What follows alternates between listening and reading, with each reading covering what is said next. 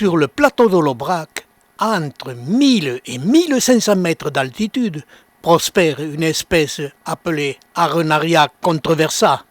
Elle porte bien son nom car elle a une façon de se développer très particulière. À la fin de l'hiver, dès la fonte des neiges, quand les lacs commencent à dégeler, où les renards qui chassent ont fini leur période de disette, c'est à cette période, par ces petites falaises de basalte, que l'on peut admirer les premiers développements de cette espèce, qui est très particulier. Elle prospère que sur des zones très arides, comme ici sur les roches basaltiques, où elle est la plupart du temps en compagnie du sédum rupestre. Ce sédum rupestre étant classé parmi les plantes succulentes, ce sédum sera présent presque sur toutes les prises de vue de l'Arenaria. J'insiste sur ce point pour comprendre la vie et le développement de cette espèce. Dès le mois de février-mars, sur les failles des roches, elle commence son développement. Elle ressemble à du corail rouge écarlate et elle couvre plus ou moins, suivant les années, une grande partie de cette falaise. Cette couleur est due à l'ensoleillement et au froid. Mais ce n'est pas toujours le cas. Certains pieds, mieux protégés, n'avaient pas cette pigmentation. Mais la grosse majorité sont d'un rouge écarlate le temps du développement de la hampe florale. Celle-ci se développera rapidement fin mars, début avril. Elles sont plus ou moins nombreuses à chaque pied. Rapidement, elles recouvrent la falaise de taches rouges très soutenues, qui font le charme et la beauté de cette espèce. Mais ça ne va pas durer. Le soleil réchauffe la plante, ce qui la fait changer de couleur tout en développant les boutons de fleurs au sommet de la hampe florale. Elles sont très nombreuses et chacune porte de 3 à 5 boutons et parfois plus.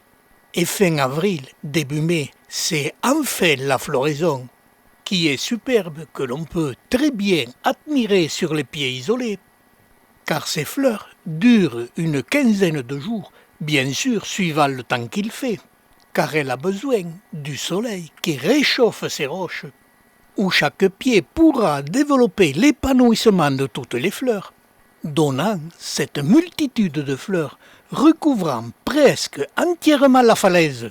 Certains pieds ont une densité de fleurs incroyable, et l'on a de la peine à reconnaître notre falaise de basalte.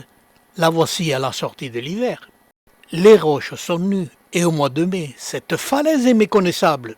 Elle se recouvre de nombreux végétaux, tous à racines plus ou moins tubéreuses pour survivre aux longs hivers vigoureux. Mais certaines années, les Arenaria controversa y sont dominants. Puis, le mois de juin et le mois de juillet arrivent, les fleurs se sont fanées, les fruits se sont formés, donnant une multitude de graines. Au mois de juillet et août, par des journées ensoleillées, sur ces falaises, la chaleur avoisine les 40 degrés. Et ce sont les sédons rupestres qui ont pris la relève de la floraison, alors que les Arenaria controversa se sont desséchés et semblent avoir terminé leur cycle de vie annuel. Mais ce n'est pas le cas. Petit à petit, à la base de chaque pied, on peut observer la formation des bourgeons. En général, cette formation apparaît après la floraison quand les pieds sont secs. Mais parfois, ces bourgeons apparaissent en même temps que la floraison. Elle se produit quand le mois de juin est très pluvieux. Cette formation des bourgeons est produite par la plante pour résister aux sécheresses par ces falaises du mois de juillet et du mois d'août. Sur ces roches, j'ai relevé des températures dépassant les 50 degrés centigrades. Fin août, quand la chaleur diminue, quand les pluies deviennent de plus en plus intenses, la plante recommence son deuxième cycle de végétation et il est surprenant. Petit à petit, les bourgeons éclosent en donnant de grandes feuilles rendant la plante méconnaissable. ce qui a donné son nom d'Arenaria controversa. Je continue la controverse en classant cette espèce parmi les plantes succulentes, car elle prospère uniquement par ses roches et le plus souvent en compagnie du sédon rupestre. Une espèce végétale, pour être classée parmi les plantes succulentes, doit avoir des réserves de sucre. Pour cette espèce d'Arenaria controversa, ce sont des racines tubéreuses d'1 à 2 mm de diamètre, mais je n'ai pas pu en mesurer la longueur car elles sont enfouies très profondément dans ces failles de basalte et elles sont pratiquement impossibles à déraciner.